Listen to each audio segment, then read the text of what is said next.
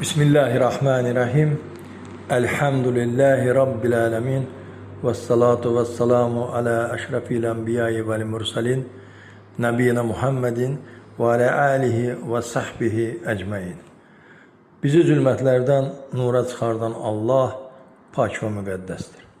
Artıq 21-ci əsrdir və özlərinə Əli şiyəsi deyən rafizlər biraz da küfürdə irəli gedərək öz maskalarını soyunur və qəlblərində olan mərəzi, xainliyi, Allaha və onun rəsuluna olan nifrəti açıq tələffüz etməyə başlayırlar. Kərbəlayı Teymur.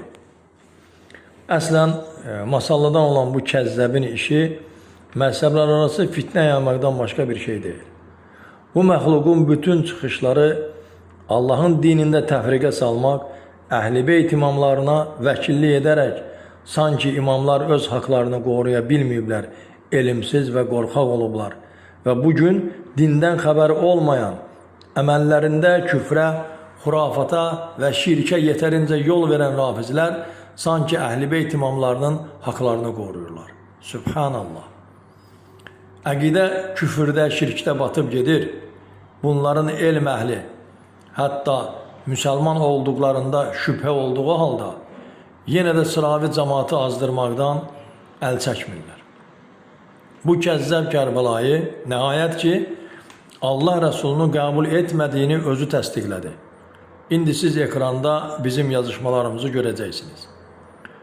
Deməli, bunun canlı yayımında əxlaq və tərbiyədən xəbəri olmayan bir nəfər möminlərin anası Ayşə radiyallahu anhını təhqir edir və bu kəzzəb də mən ona irad bildirdiyim halda öz əqidədaşının tərəfini saxlayaraq hətta Allahın Rəsuluna iftira attı və onun peyğəmbərliyini qəbul etmədiklərini təsdiqlədi.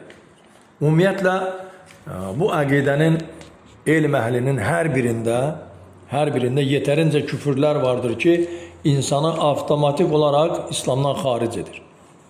Buradan özlərinə şiə deyən sıravi cəmaata səslənirəm. Vallahi, bunların arxasınca gedənlərin ahirətdə əsla payları yoxdur.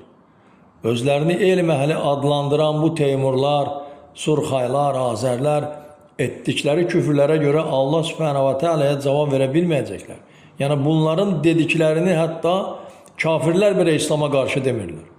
Odur ki, düşünün ki, bu müvəqqəti və aldadıcı dünyada 40, 50, 70 ili ahirətdə əbədi həyata dəyişməyə dəyərmi? Məncə dəyməz. Sonda aləmlərin Rəbbi olan Allah'a həmd olsun.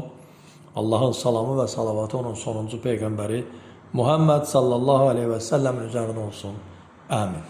Allah eşidib faydalananlardan etsin.